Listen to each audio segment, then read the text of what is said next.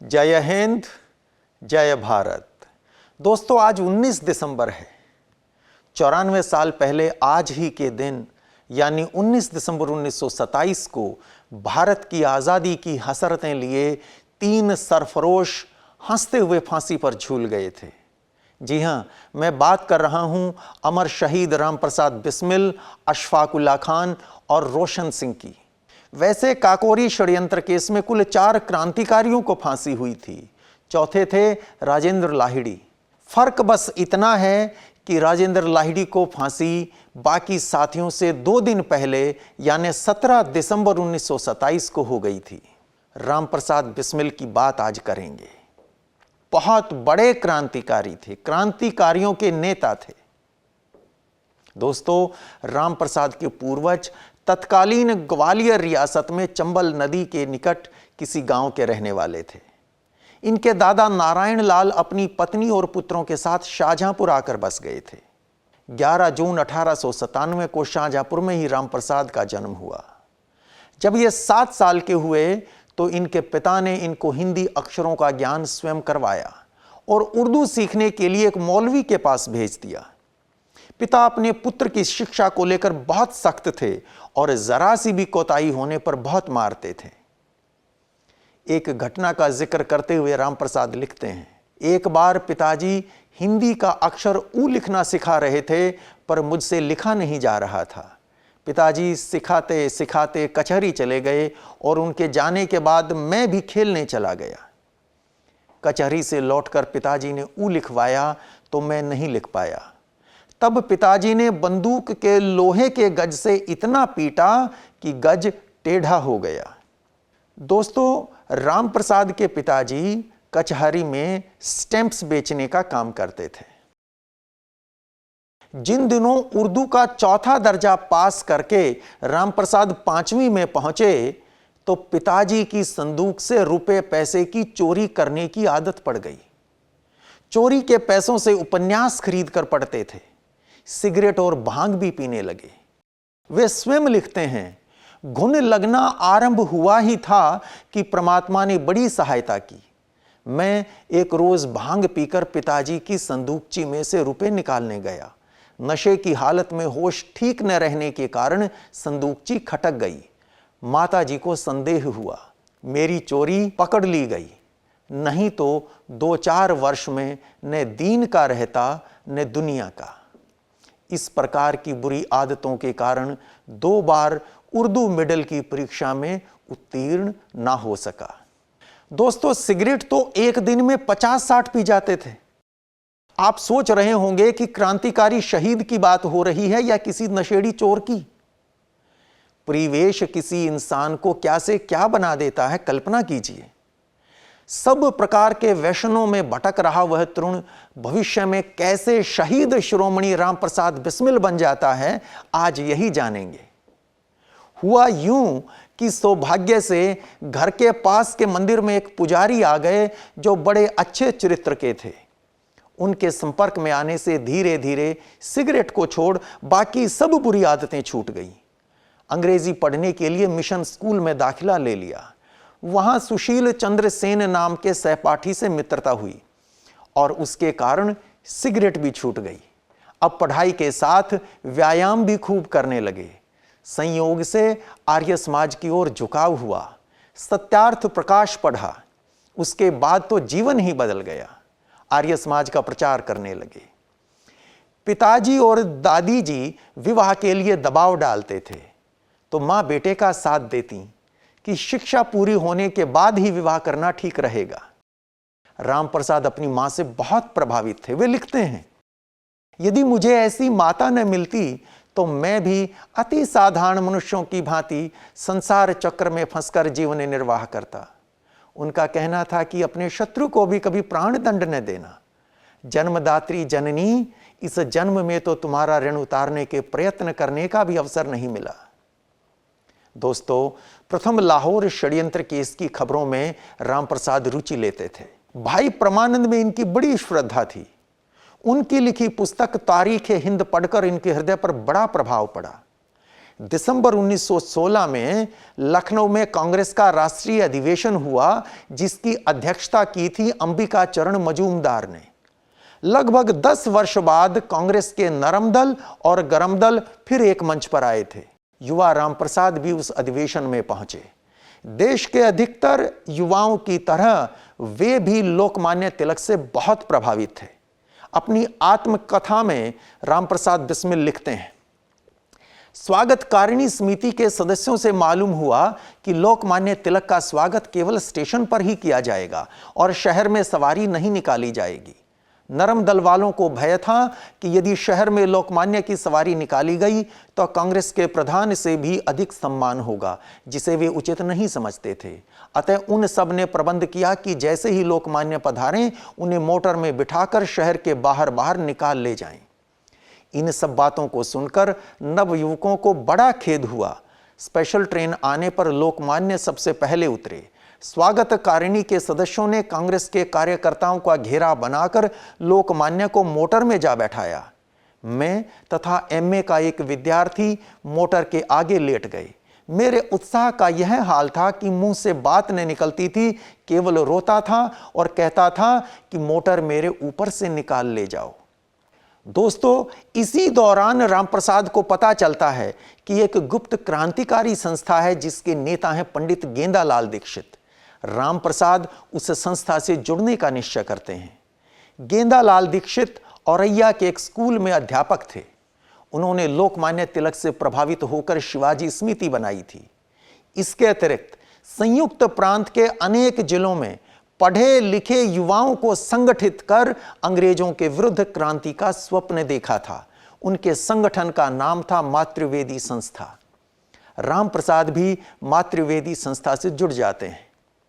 यह संस्था युवाओं में देश प्रेम के प्रचार के लिए क्रांतिकारी साहित्य छपवाती थी। रामप्रसाद बिस्मिल ने अपनी मां से रोजगार के नाम पर 200 रुपए लेकर एक पुस्तक छपवाई, जिसका नाम था अमेरिका को स्वाधीनता कैसे मिली। एक पर्चा भी छपवाया जिसका शीर्षक था स्वदेश अभिमानियों को संदेश। 1 मार्च 1918 को एक ही दिन में यह पर्चा संयुक्त प्रांत आज के उत्तर प्रदेश की हम बात कर रहे हैं, उस जमाने में नाम उत्तर प्रदेश नहीं था बल्कि संयुक्त प्रांत था। 1 मार्च 1918 को एक ही दिन में यह पर्चा संयुक्त प्रांत के लगभग सभी शहरों में चिपका मिला था। इतने बड़े स्तर पर संगठन खड़ा हो चुका है, यह सोचकर अंग्रेज सरकार की नींद उड़ गई। पुस्तक और पर्चा दोनों को सरकार ने जब्त कर लिया। धन की पूर्ति के लिए इन लोगों ने कुछ डकैतियां भी डाली। किसी साथी की गद्दारी से गेंदालाल दीक्षित गिरफ्तार हो गए और भी बहुत सारे युवक पकड़ लिए गए। मैनपुरी षड्यंत्र केस के नाम से मुकदमा चला, लेकिन रामप्रसाद बिस्मिल पुलिस के हाथ नहीं आए। दिसंबर 1918 में दिल्ली में कांग्रेस का अधिवेशन हुआ तो रामप्रसाद अमेरिका को स्वाधीनता कैसे मिली यह पुस्तक लेकर दिल्ली पहुंच गए। कांग्रेस के पंडाल के सामने ही आर्य समाज का पंडाल लगा हुआ था। वहां 200 के लगभग पुस्तकें छिपाकर रख दी गई। यहां यह बता देना भी आवश्यक है कि स्वामी दयानंद द्वारा स्थापित आर्य समाज ने उन दिनों न केवल सामाजिक धार्मिक पुनरुत्थान के लिए क्रांतिकारी कार्य किए थे, बल्कि युवाओं में राष्ट्राभिमान की ज्योत जलाने में भी निर्णायक भूमिका निभाई थी। रामप्रसाद सहित मातृवेदी संस्था के लगभग सभी सदस्य आर्य समाजी थे। कांग्रेस के पंडाल के बाहर नवयुवक यह कहकर पुस्तकें बेच रहे थे, यूपी में जब्त किताब अमेरिका को स्वाधीनता कैसे मिली, यूपी में जब्त किताब अमेरिका को स्वाधीनता कैसे मिली। खुफिया पुलिस वालों ने कांग्रेस का पंडाल घेर लिया। वहां जितने किताबों के स्टॉल लगे थे सबकी तलाशी शुरू हो गई, लेकिन पुस्तकें तो आर्य समाज के पंडाल में थीं। रामप्रसाद एम्बुलेंस की वर्दी में थे, ओवरकोट पहन रखा था। ओवरकोट में पुस्तकें छिपाई और वहां से चंपत हो गए। शाहजहांपुर में पुलिस ने रामप्रसाद को गिरफ्तार करवाने के लिए माता पिता पर दबाव बनाना शुरू किया। संपत्ति जब्त करने की धमकी दी जाने लगी। रामप्रसाद बिस्मिल लिखते हैं, पिताजी घबराकर 2000 रुपए का मकान 800 रुपए में तथा दूसरी चीजें भी थोड़े दामों में बेचकर शाहजहांपुर छोड़कर भाग गए। दोस्तों, प्रथम विश्व युद्ध के समाप्त होने पर अंग्रेज सरकार की ओर से 23 दिसंबर 1919 को विशेष माफी का ऐलान हुआ, जिसमें मैनपुरी षड्यंत्र केस में सजा पाए कैदी भी छोड़ दिए गए और इस तरह रामप्रसाद के नाम का वारंट भी रद्द हो गया। तब वे दोबारा शाहजहांपुर लौटे। तब तक शाहजहांपुर में उनके नाम की खूब चर्चा होने लगी थी। उन्होंने अपने पुराने साथियों को एकजुट करना शुरू किया। इन्हीं दिनों अशफाक उल्लाह से भी रामप्रसाद की मुलाकात होती है। शुरू में रामप्रसाद अशफाक पर भरोसा नहीं कर पाते, लेकिन अशफाक एक बहादुर इंसान और सच्चे देशभक्त थे। रामप्रसाद और अशफाक एक दूसरे से ऐसे जुड़े कि उनकी दोस्ती की मिसाल आज भी उतनी ही ताजा है जितनी उन दिनों थी। अशफाक उल्लाह पर एक वीडियो हम पहले डाल चुके हैं, यदि आपने नहीं देखा है तो जरूर देखिए, लिंक डिस्क्रिप्शन में दे रखा है। 23 दिसंबर 1919 को विशेष माफी के ऐलान के बाद बनारस षड्यंत्र केस में आजीवन काला पानी की सजा पाए प्रसिद्ध क्रांतिकारी शचीन्द्रनाथ सान्याल भी जेल से छूट जाते हैं। वे फिर से उत्तर भारत में क्रांतिकारी संगठन खड़ा करने के प्रयास में जुट जाते हैं। वर्ष 1924 में हिंदुस्तान रिपब्लिकन एसोसिएशन का गठन होता है। रामप्रसाद अपने साथियों के साथ हिंदुस्तान रिपब्लिकन एसोसिएशन से जुड़ जाते हैं और इसके सैन्य विभाग के प्रमुख बनते हैं। 1 जनवरी 1925 को सारे देश में हिंदुस्तान रिपब्लिकन एसोसिएशन का मैनिफेस्टो बांटा जाता है, जो पीला पर्चा के नाम से मशहूर होता है। क्रांतिकारियों का वह सफल प्रयास उनके तेजी से बढ़ते नेटवर्क का सबूत था। यूं भी 1922 में चौरी चौरा की घटना के बाद जब अचानक गांधी जी ने असहयोग आंदोलन वापस लिया, तो देश भर में युवाओं का उनके प्रति मोह भंग होना शुरू हो गया था और उन्हें लगने लगा कि इन हालात में केवल क्रांति ही देश की मुक्ति का मार्ग बन सकती है।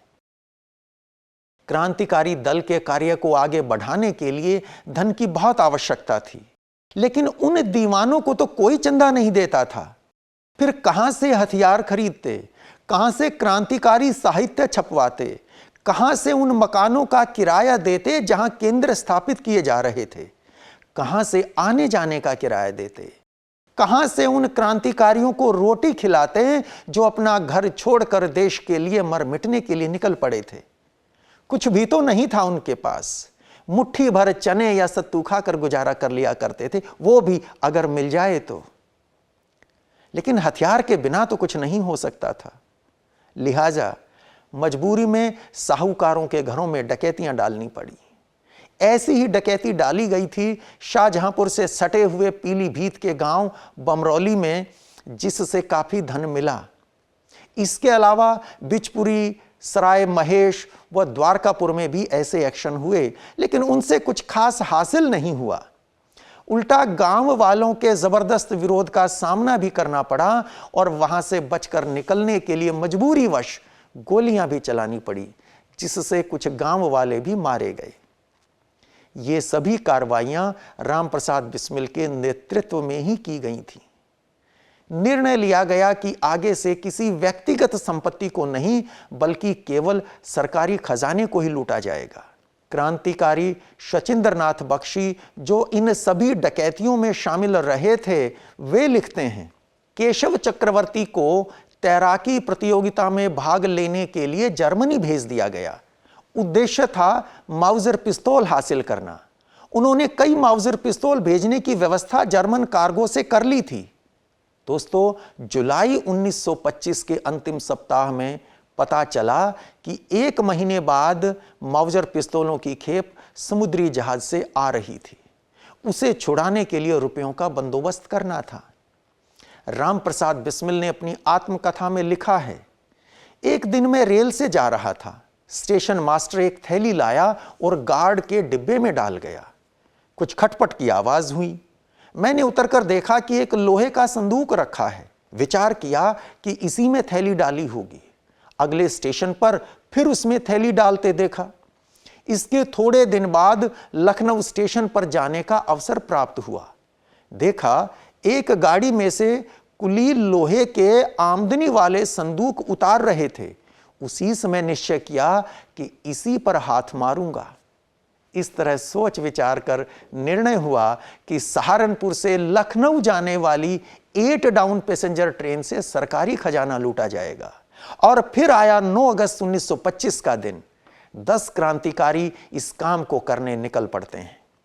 ये थे राम प्रसाद बिस्मिल, अशफाक उल्ला खान, राजेंद्र लाहिड़ी, सचेंद्रनाथ बख्शी, चंद्रशेखर आजाद, मुकुंदी लाल, मनमथनाथ गुप्त, बनवारी लाल, केशव चक्रवर्ती और मुरारी लाल।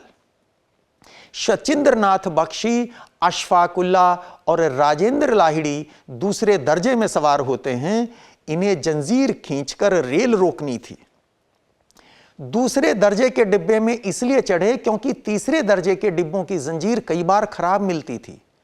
रेल अभी काकोरी स्टेशन से थोड़ा ही दूर चली थी कि जंजीर खींच दी गई, रेल रुक गई। सभी 10 साथी नीचे उतरते हैं, गार्ड और ड्राइवर को काबू कर लेते हैं।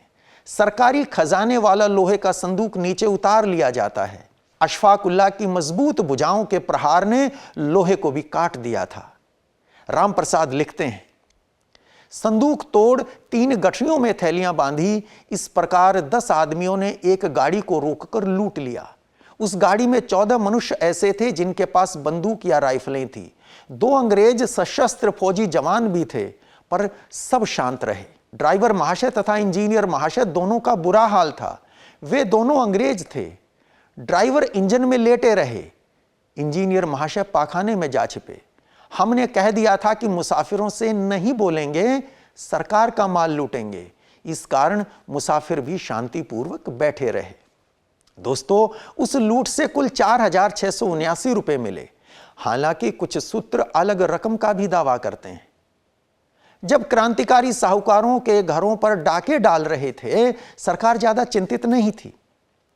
परंतु जब सरकारी खजाना ही लूट लिया तो अंग्रेजों ने इसके जिम्मेदार लोगों को पकड़ने के लिए सारी ताकत झोंक दी। सुराग मिलने लगे और फिर 26 सितंबर 1925 को एक साथ अनेक जगहों पर छापे मारे गए और गिरफ्तारियां हुई। राम प्रसाद भी पकड़ लिए गए। अशफाक उल्ला और सचिंद्रनाथ बख्शी लगभग 1 साल बाद पकड़े जा सके। अपनी गिरफ्तारी के बारे में बिस्मिल लिखते हैं, रात के समय 11 बजे के लगभग एक मित्र के यहां से अपने घर गया। प्रातःकाल 4 बजे जगा। शौच आदि से निवृत्त होने पर बाहर द्वार पर बंदूक के कुंदों का शब्द सुनाई दिया। मैं समझ गया कि पुलिस आ गई है। मैं तुरंत ही द्वार खोलकर बाहर गया। एक पुलिस अफसर ने बढ़कर हाथ पकड़ लिया। मैं गिरफ्तार हो गया। दोस्तों, सचिंद्रनाथ बख्शी लिखते हैं, मात्र 19 वर्ष की अवस्था में श्री गेंदालाल दीक्षित को जेल से छुड़ाने के लिए अर्थ संग्रह के उद्देश्य से राम प्रसाद ने पहली डकैती डाली थी। इस पहली ही डकैती में उन्होंने अपनी दृढ़ता और साहस का परिचय देकर यह प्रमाणित कर दिया था कि वे स्वभाव से ही क्रांतिकारियों के नेता हैं। कैम्ब्रिज यूनिवर्सिटी के centre for south Asian studies को दिए इंटरव्यू में मनमथनाथ गुप्त भी इस बात को स्वीकार करते हैं। वे बताते हैं, राम प्रसाद बिस्मिल को राजनीतिक डकैतियों का अनुभव मैनपुरी रिवॉल्यूशनरी पार्टी के दिनों से ही था। बाद में हिंदुस्तान रिपब्लिकन एसोसिएशन द्वारा डाली गई सभी डकैतियों का नेतृत्व राम प्रसाद ने ही किया था। उनका आदेश था कि कोई भी क्रांतिकारी किसी भी महिला पर हाथ नहीं उठाएगा। दोस्तों, काकोरी केस में गिरफ्तारी के बाद मैजिस्ट्रेट ऐनुद्दीन की अदालत में मुकदमे की प्रारंभिक कार्रवाई शुरू होती है। सरकारी वकीलों के अतिरिक्त प्रसिद्ध वकील जगत नारायण मुल्ला को सरकार ने 1 दिन के 500 रुपए की उस समय के हिसाब से बहुत बड़ी फीस देकर खड़ा किया था। दूसरी तरफ पंडित मोतीलाल नेहरू के संरक्षण में बनी डिफेंस कमेटी में जवाहरलाल नेहरू, गणेश शंकर विद्यार्थी, आचार्य नरेंद्र देव आदि शामिल थे। बचाव पक्ष के वकीलों में थे पंडित गोविंद वल्लभ पंत, चंद्रभानु गुप्त, मोहनलाल सक्सेना आदि। क्रांतिकारी जयदेव कपूर द्वारा Nehru memorial museum and library को दिए गए इंटरव्यू का हवाला देते हुए अपर्णा वैदिक अपनी पुस्तक वेटिंग फॉर स्वराज में लिखती हैं, मुकदमे की सुनवाई के समय गांवों और शहरों से अनेक लोग आते थे और क्रांतिकारियों के हाथ पकड़कर उन्हें पहचानते हुए कहते थे कि ये उन डकैतियों में शामिल थे। उन्हें पता ही न था कि उन क्रांतिकारियों का लक्ष्य क्या था। कितने अफसोस की बात थी ना कि मतवाले देश के लिए घर बार छोड़कर आए थे और अब फांसी चढ़ रहे थे, लेकिन आम व्यक्ति उन्हें डाकू ही समझते थे। हां, इसका अपवाद भी था। काकोरी केस में 10 वर्ष की सजा झेलने वाले क्रांतिकारी रामकृष्ण खत्री अपनी पुस्तक शहीदों की छाया में लिखते हैं कि द्वारकापुर गांव जिसमें हिंदुस्तान रिपब्लिकन एसोसिएशन ने डकैती डाली थी, वहां के निवासियों ने क्रांतिकारियों के विरुद्ध गवाही देने से इनकार कर दिया, जबकि वहां 2 निर्दोष ग्रामीणों की जान भी चली गई थी। दूसरी तरफ यह भी देखिए, बनवारी लाल जो काकोरी घटना में शामिल था, वो सरकारी गवाह बन जाता है। ट्रायल के लिए सेशन अदालत में मुकदमा चलता है। 6 अप्रैल 1927 को फैसला आता है। रामप्रसाद बिस्मिल, राजेंद्र लाहिड़ी और रोशन सिंह को फांसी की सजा सुनाई जाती है, जबकि शचेंद्रनाथ सान्याल को आजीवन कालापानी, मनमथनाथ गुप्त को 14 साल की सश्रम कैद की सजा मिलती है। इनके अलावा मुकंदीलाल, गोविंद चरणकार, राजकुमार सिन्हा, रामकृष्ण खत्री और जोगेश चटर्जी को 10 साल की सजा होती है। सुरेश चंद्र भट्टाचार्य और विष्णु शरण दुबलिश को 7 साल तथा राम दुलारे त्रिवेदी, प्रेम कृष्ण खन्ना, भूपेंद्रनाथ सान्याल, प्रणवेश चटर्जी और रामनाथ पांडे को 5 साल की सजा होती है। अपील में कईयों की सजा और बढ़ जाती है। मुकंदीलाल, गोविंद चरणकार और जोगेश चटर्जी की सजा आजन्म कालापानी कर दी जाती है। सुरेश चंद्र भट्टाचार्य और विष्णु शरण दुबलिश की सजा 7 साल से बढ़ाकर 10 साल हो जाती है। यहां यह भी ध्यान रहे कि अशफाक उल्लाह और शचेंद्रनाथ बख्शी जो बाद में गिरफ्तार हुए थे, उन पर अलग से मुकदमा चलाया गया था, जिसमें अशफाक उल्लाह को फांसी और शचेंद्रनाथ बख्शी को आजीवन कालापानी की सजा मिली थी। सेशन कोर्ट के फैसले के विरुद्ध चीफ कोर्ट में अपील की गई, जो खारिज हो गई। यूपी के गवर्नर और वायसराय के सामने दया याचिका दाखिल की गई, पर वे सब भी बेकार साबित हुई। प्रांतीय काउंसिल के लगभग सभी निर्वाचित सदस्यों ने हस्ताक्षर करके फांसी की सजा माफ करने की प्रार्थना की। सेंट्रल लेजिस्लेटिव असेंबली और काउंसिल ऑफ स्टेट्स के अधिकांश चुने हुए सदस्यों ने भी हस्ताक्षर करके फांसी की सजा को किसी दूसरी सजा में बदलने की अपील की, पर वो भी व्यर्थ गई। पंडित मदन मोहन मालवीय ने वायसराय से मिलकर फांसी की सजा माफ करने का निवेदन किया। इंग्लैंड में प्रीवी काउंसिल में भी अपील की गई, पर सब निरर्थक साबित होती हैं। रामप्रसाद बिस्मिल ने जेल से बाहर अपने क्रांतिकारी साथियों को संदेश पहुंचाया कि उन्हें जेल से छुड़वाने का प्रयास किया जाए, पर वह भी सफल ना हो सका। क्रांतिकारी शिव वर्मा अपनी पुस्तक संस्मृतियां में लिखते हैं, विजय कुमार सिन्हा ने आकर जेल में बिस्मिल पर होने वाली सख्ती और अधिकारियों की सतर्कता का समाचार दिया और बतलाया कि फिलहाल उन्हें छुड़ाने के अपने मंसूबे हमें त्यागने पड़ेंगे। इस समाचार ने भगत सिंह की सारी योजनाएं चौपट कर दी। बहुत कोशिशों के बाद बिस्मिल की लिखी यह गजल ही विजय के हाथ लग पाई थी। वह गजल हमारी योजनाओं को कार्यान्वित होने में देरी होते देख उन्होंने शायद उलाहने के तौर पर लिखी थी। इसकी कुछ पंक्तियां इस प्रकार थीं, मिट गया जब मिटने वाला, फिर सलाम आया तो क्या, दिल की बर्बादी के बाद उनका पयाम आया तो क्या। भगत सिंह ने विजय के हाथ से लेकर पर्चा पढ़ा। बिस्मिल का इशारा साफ था, कुछ करना है तो जल्दी करो, बाद में रस्से से लटकती मेरी लाश को तुमने अगर छुड़ा भी लिया तो वह तुम्हारे किस काम आएगी। कागज का वह टुकड़ा भगत सिंह के हाथ से छूटकर जमीन पर गिर पड़ा और वह माथे पर हाथ रखकर पत्थर की निर्जीव मूर्ति की भांति दीवार के सहारे लुढ़क गए। 16 दिसंबर 1927 को लिखे अपने संदेश में बिस्मिल अपनी निराशा का इजहार करते हैं। वे लिखते हैं, मैंने जेल से भागने के अनेक प्रयत्न किए, किंतु बाहर से कोई सहायता न मिल सकी। यही तो हृदय पर आघात लगता है कि जिस देश में मैंने इतना बड़ा क्रांतिकारी आंदोलन खड़ा किया था, वहां से मुझे प्राण रक्षा के लिए एक रिवॉल्वर तक न मिल सका। एक नव युवक भी सहायता को न आ सका। दोस्तों, बिस्मिल बहुत अच्छे कवि भी थे। उन्होंने अपने अंतिम दिनों में लिखा, यदि देश हित मर ना पड़े मुझको सहस्रों बार भी, तो भी न इस कष्ट को निज ध्यान में लाऊं कभी। हे ईश भारत वर्ष में शत बार मेरा जन्म हो, कारण सदा ही मृत्यु का देशोपकारक कर्म हो। एक और प्रसिद्ध नज्म है, सरफरोशी की तमन्ना अब हमारे दिल में है, देखना है जोर कितना बाजुए कातिल में है। अब ना अगले वलवले हैं और न अरमानों की भीड़, एक मिट जाने की हसरत अब दिले बिस्मिल में है। चूंकि इसमें शायर का नाम बिस्मिल आया है, इसलिए बहुत से लोग ऐसा मानते हैं कि ये नज्म भी क्रांतिवीर रामप्रसाद बिस्मिल ने ही लिखी थी, पर यह सही नहीं है। रामप्रसाद बिस्मिल बहुत अच्छे कवि थे, बहुत अच्छे शायर थे। उन्होंने बहुत कविताएं और बहुत गज़लें लिखी हैं, लेकिन इस नज्म को लिखा था शायर बिस्मिल अजीमाबादी ने।